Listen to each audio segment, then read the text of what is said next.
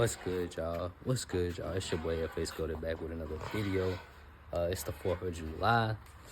Y'all can see, got my boy Vic in the back. We back here. We about to cook something up. You know what I'm saying? We about to get something right, y'all. So, hey, man, for real. On a serious note, though, it's been a little crazy, though, because it's just been like, I ain't even traded all week.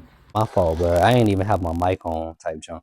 But anyways, yeah, I ain't traded all week, man. It's a little crazy. What's up with you? You know what I'm saying? But hey, it is what it is. We're gonna keep going, we're gonna keep pushing. But I don't know, man. I'm really thinking next week it's gonna be a good week because this week was so terrible. Like literally didn't get no trades this whole entire week. So that's a little odd, you know what I'm saying? Even though it was NFP week, still didn't get nothing, which is crazy. So I'm expecting next week to do great things, you know. But shout out to all y'all. Happy 4th for all that. Yeah, let me just walk down here for a minute. Just wanna holler at y'all. So does it feel a little crazy, you know, the fact that I'm not funded by now with this account? No, not really, because I understand, like, first of all, I came into this challenge and I was only doing 1-to-1s, you know.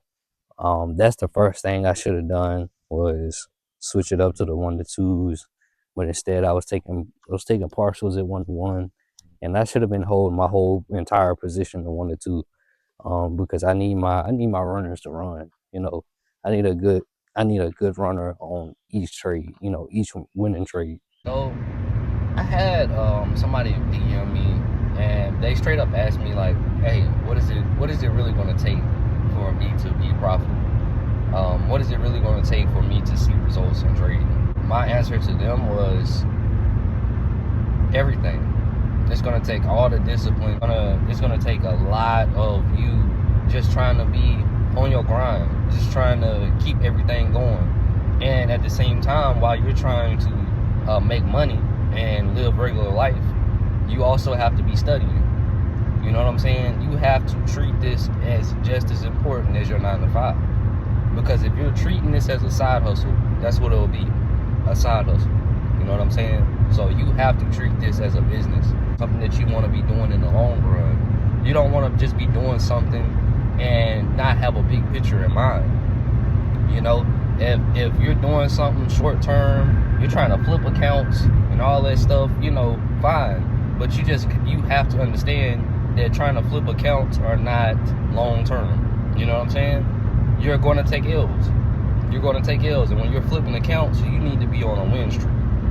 Because if you're not on a win streak, you're going to take a huge loss, and it's going to wipe out like most of your money that you have saved up into that account. So you have to really be mindful of all that when you're trying to do this, because it's not easy. I tell everybody all the time, this is not easy, man. If this was easy, everybody would be doing it. If this was an easy thing to do, everybody would do it, bro. It's not easy. Like, this is not something that you're gonna just come into and the first week you're gonna make money. Because I mean, yeah, you have people who make money on their first week. You do have people that make money on their first week, but you gotta understand that there will be a time when you start struggling, especially in the beginning. Because you're gonna take a loss. And this still happens to me to this day sometimes. I'll take a loss, and then my losses will just start accumulating. I'll take one loss, and then next thing you know, I'm down 2 losses. Then I'm down 3 losses. When you're aiming for a higher risk to reward, bro, when you're going for that 1 and 2, that's why I'm talking about on here today. That's why I'm talking about 1-2s in this video a lot, because I'm not even gonna lie to y'all, I would probably have my challenge pass right now if I was going for my 1-2s from the beginning of the challenge. From the beginning of the challenge, I was going for my 1-2s. I wouldn't even have no problem at all right now. But and see, I was actually going for 1-2s, but the issue came in when I was going for 1-2s and taking partials at 1-to-1. Like I was saying earlier in the video, I cannot be taking partials at 1-to-1 and expect for my winners to be significantly bigger than my losses. You know what I'm saying? I have to choose to hold my position all the way down to that 1-2, or all the way up to that 1-2. You know what I'm saying? So if I'm risking $500, I'm looking to make 1,000. I'm not risking 500 to make 500. You know what I'm saying? Because I can vary. Okay, let's say I win 500 Monday. I gave y'all this example before. I win 500 on Monday, then I lose 500 on Tuesday. I'm back break even. But if I win 1,000 Monday and I lose 500 the next day, I'm still up 500. I'm still up 1% on my funded account.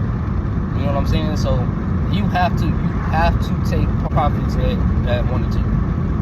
I will say that, and I really wasn't feeling that for a long time in my trading journey, and I also feel like that's something that's held me back big time. You know, for a long time I have been an advocate, and for everybody who's been watching my channel for a long time, you know, I've been an advocate of 1-to-1s. You know, especially being in Doyle's group, all that good stuff.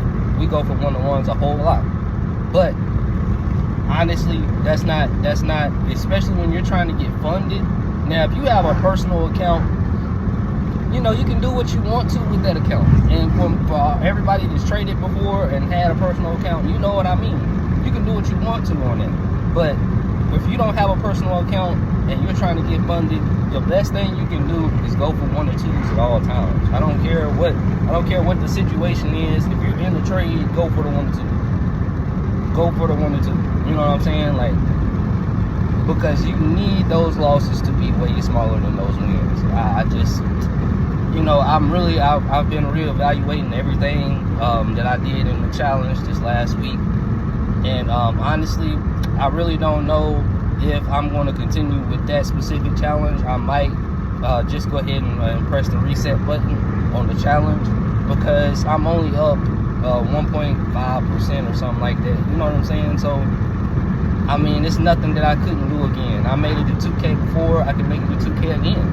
You know, and actually I'm gonna make it to 3K this time. You know what I'm saying? I'm speaking that into existence right now. But one of the main things that I'm worried about more so than anything is making sure that I'm going for that 1-2, because that's the difference maker, bro. Like, I've done it all when it comes to this trading stuff. I've tried it all. I've tried it all, guys. I'm telling you right now, I've tried it all. And the only thing that I've seen the most success from is going for that 1-2 at all times. Moving that stop loss to break even once my take profit is hit, my TP1 is hit. Hey, bro, love y'all, bro. Y'all be safe, man. For real. For real.